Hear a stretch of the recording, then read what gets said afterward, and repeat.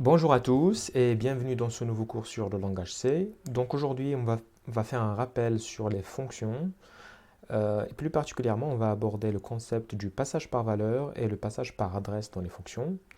Le but est de pouvoir utiliser ce rappel-là pour passer des structures aux fonctions. Commençons donc par analyser ce petit exemple. Je vais considérer une fonction ici qui s'appelle incrémenter, qui va prendre en paramètre un entier a,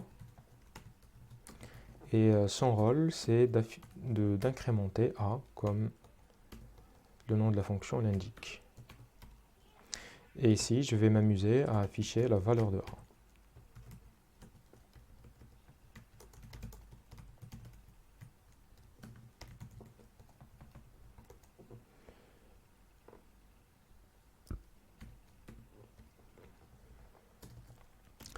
Je vais écrire une fonction qui appelle cette fonction incrémentée, donc je vais écrire la fonction main qui va appeler cette fonction. Donc je vais prendre pour a la valeur 5 et je vais appeler la fonction incrémentée sur cette valeur. Ensuite, je vais afficher le message suivant, c'est-à-dire la valeur de a avant et après l'appel à la fonction incrémentée. Donc avant l'appel, %d a. Après l'appel,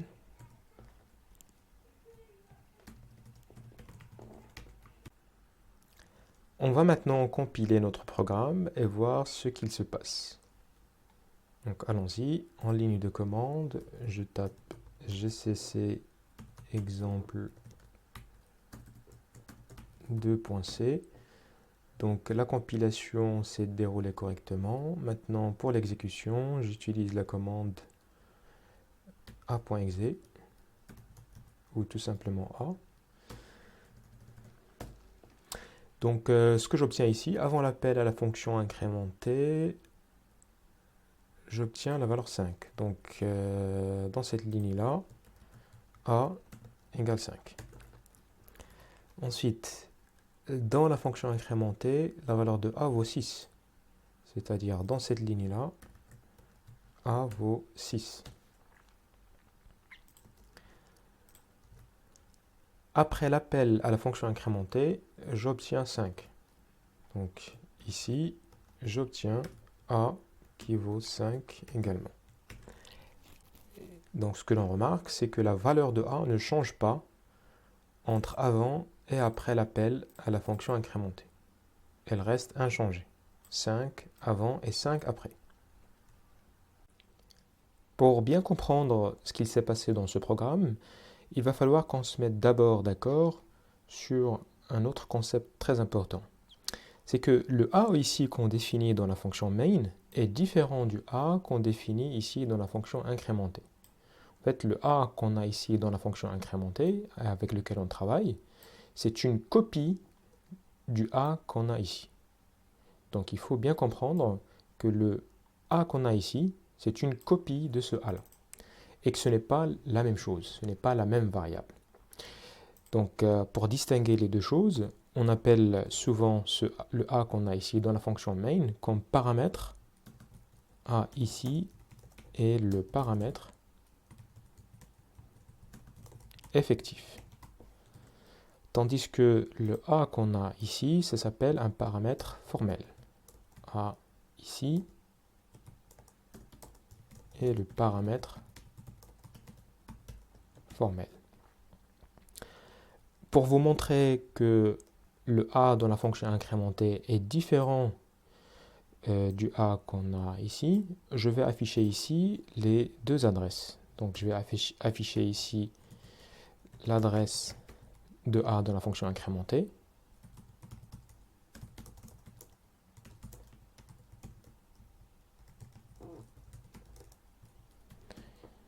Donc je vais afficher l'adresse de a sous forme d'un entier. Et pareil,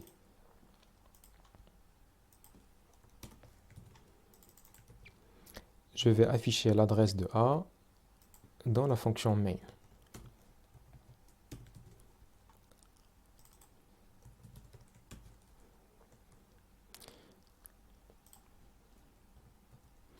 Allons-y pour la compilation. Et à l'exécution, j'obtiens les deux valeurs suivantes. Donc l'adresse de A dans la fonction main, c'est 324, alors que l'adresse de A dans incrémenter, c'est 280. Donc la conclusion qu'il faut tirer de cette partie, c'est que les deux A qu'on a ici, bien qu'elles portent le même nom, bien que les deux variables A portent ici et là le même nom, ce sont deux variables différentes. Donc ici, on va travailler avec une copie du A qu'on a ici. Et le A qu'on a ici, c'est un paramètre effectif, alors qu'ici, on appelle ça le paramètre formel. Donc, pour comprendre ce qui se passe dans le programme précédent, on va maintenant essayer d'exécuter ligne par ligne ce programme. Donc, ce qu'il faut d'abord savoir, c'est que les fonctions dans un programme en langage C vont s'organiser sous forme de piles d'appels. Donc, la première fonction qui va rentrer dans la pile d'appels est la fonction principale, autrement dit la fonction main. Donc, cette fonction-là va s'insérer d'abord dans la pile d'appels. Ensuite, on va exécuter la première instruction où l'on affecte à la variable A la valeur 5. On passe ensuite à la seconde instruction où l'on affiche tout simplement la valeur de cette variable A. Et naturellement, on trouve ici 5. Ensuite, on va appeler la fonction incrémentée. Grâce à cette instruction-là, on va l'appeler la fonction incrémentée sur la variable A. Ce qui va se passer, c'est que la fonction main va se mettre en pause et on va ajouter la fonction incrémentée à la pile d'appel. Et cette fonction-là va automatiquement se mettre en play. Et l'on va exécuter la première instruction de cette fonction, à savoir A reçoit la valeur de A plus 1.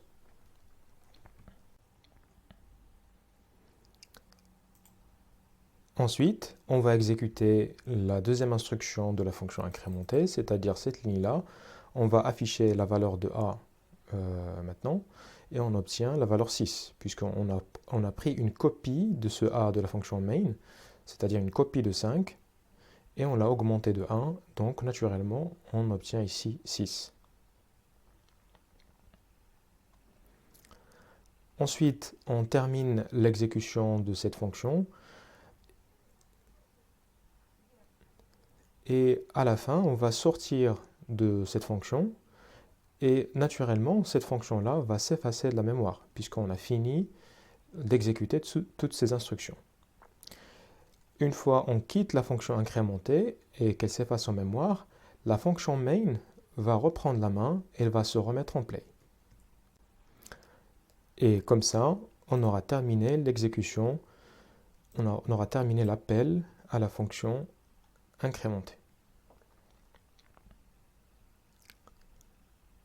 Ensuite, on passe aux deux dernières instructions de la fonction main, puisque c'est maintenant la fonction main qui est en mode play. Donc on va exécuter cette ligne-là qui demande d'afficher la valeur de A. Et là, on retrouve 5. Pourquoi 5? Parce que le contenu de cette fonction-là s'est effacé de la mémoire. Donc il n'y a plus aucun lien entre les deux fonctions. Donc on va retrouver la valeur 5 qu'on avait au départ. Après, on va exécuter l'instruction return 0 qui va permettre de sortir de la fonction main. Et à la fin, la fonction main va de son tour s'effacer de la pile d'appel. Et voilà. On revient maintenant à notre programme et la question qu'on devrait se poser maintenant, c'est comment prendre en compte les modifications apportées ici par la fonction incrémentée dans la fonction main. D'accord? Donc le but, c'est quand on appelle une fonction, on voudrait bien voir l'effet de cette fonction après l'appel. C'est-à-dire, on aimerait bien voir ici A égale 6. Alors, la solution consiste à non pas passer la variable a par valeur, donc ici on voit bien qu'on la passe par valeur, on passe la valeur de a. Donc au lieu de passer la valeur de a à la fonction incrémentée, on va passer l'adresse de a. Donc c'est ce qu'on appelle un passage par adresse. On passe l'adresse de a à la fonction incrémentée. Donc pour passer l'adresse de a à la fonction incrémentée, on utilise l'opérateur de référencement %. Donc cet opérateur-là, il permet de passer à la fonction incrémentée l'adresse de a. Bien sûr, il va falloir modifier maintenant la fonction incrémentée, puisque maintenant la fonction incrémentée prend une adresse. Et qui dit adresse dit un pointeur. Donc ici, il va falloir modifier le paramètre formel et mettre ici un pointeur sur a. Et donc, ça va être de type int étoile. Il va falloir donc modifier là aussi. Donc ici, la valeur pointée par PA, donc étoile PA, reçoit l'ancienne valeur pointée plus 1. Et bien sûr, il va falloir modifier dans le printf aussi, étoile PA. Regardons maintenant si ce programme-là permet de réaliser ce qu'on veut. Allons-y.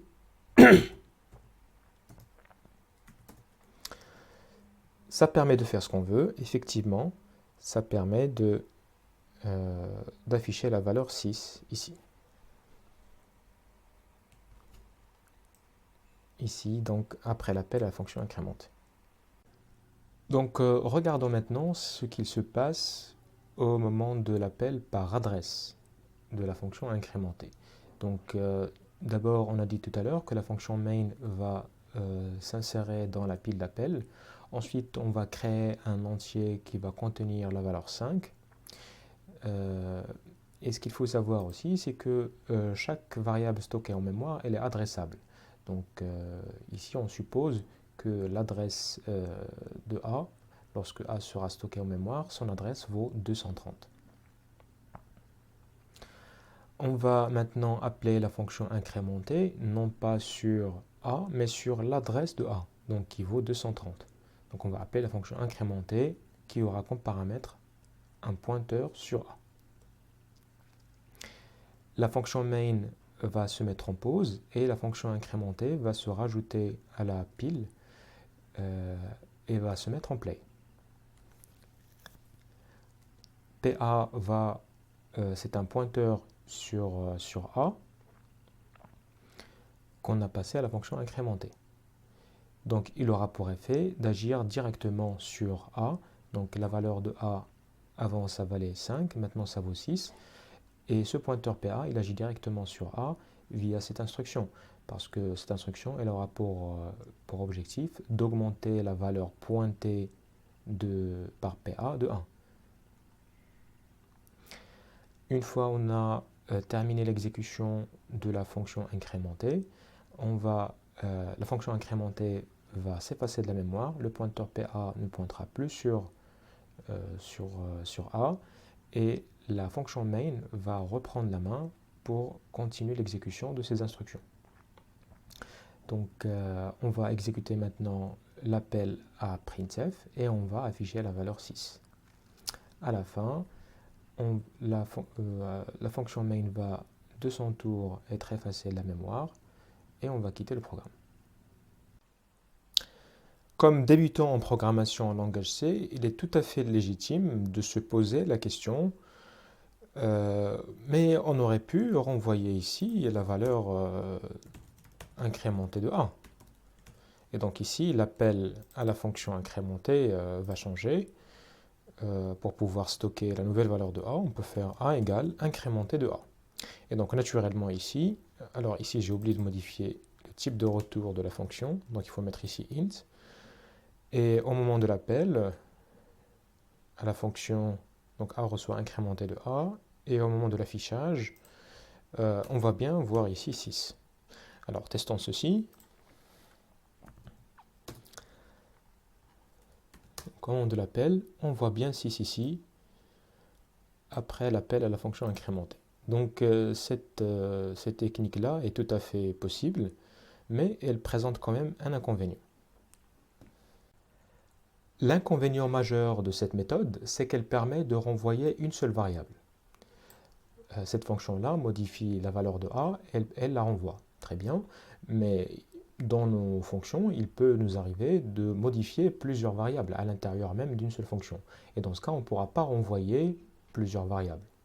Donc c'est pour ça qu'il est préférable d'utiliser le passage par adresse, parce qu'on peut ici mettre autant de variables qu'on veut dans la liste des paramètres et les modifier ici. Et ces modifications-là vont être prises en compte au moment de l'appel de la fonction.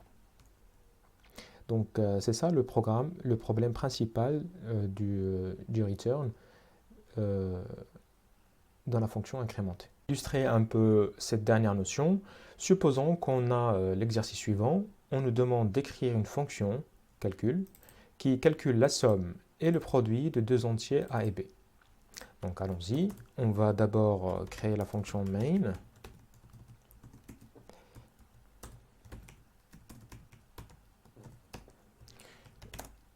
Dans cette fonction main là, je vais créer deux variables a et b. Je donne à a la valeur 2 et b la valeur 5. Ensuite, je vais créer la fonction calcul. On a dit on va passer à la fonction calcul les adresses de a et b. On va donc faire un passage par adresse ici. Parce que ici, on pourra pas, la fonction calcul ne pourra pas calculer la somme et le produit et renvoyer les deux variables en même temps. Elle ne peut renvoyer qu'une seule variable. Ce n'est pas autorisé en C de renvoyer plusieurs variables. Donc ici, la fonction calcul va prendre deux pointeurs. Int étoile PA et int étoile PB. Ce sont des pointeurs sur A et B, alors, je ne suis pas obligé de les appeler PA et PB, je peux les appeler PX, PY, bien sûr. Donc, je vais créer deux variables ici, S et P, somme et produit. La variable somme va être égale à la valeur pointée par Px plus la valeur pointée par Py. Et ensuite, P va être le produit des valeurs pointées, donc Px fois étoile Py. À la fin, il faut dire que Px reçoit maintenant ce S là et Py va recevoir ce P là. Et là, j'aurais fait le calcul de la somme et du produit. J'ai fait le calcul de la somme et du produit et j'ai stocké les résultats dans ces deux variables-là passées en paramètres. Donc pour appeler la fonction calcul, je fais l'appel suivant, calcul, adresse de A, adresse de B. À la fin, j'affiche les résultats. Donc ici, typiquement, on veut que les modifications faites par la fonction calcul soient enregistrées dans A et B. Donc il faut les passer en paramètres.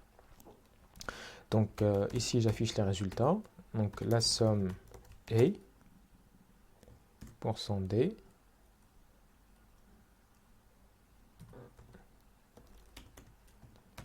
donc là ici A et le produit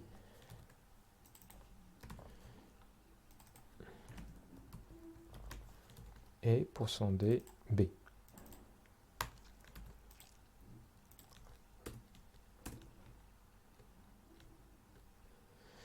Donc j'oublie pas d'inclure stdio.h. Donc allons-y, on peut exécuter maintenant ce programme. Exemple 3.c. Donc ça a l'air de compiler correctement et à l'exécution, je récupère bien la somme est 7 puisque ça correspond bien à la somme 2 plus 5 et le produit est 10. Donc voilà pour le passage par valeur et par adresse. J'espère que c'est bien clair, cette notion-là. N'hésitez pas à poster vos questions si c'est toujours pas très clair. Merci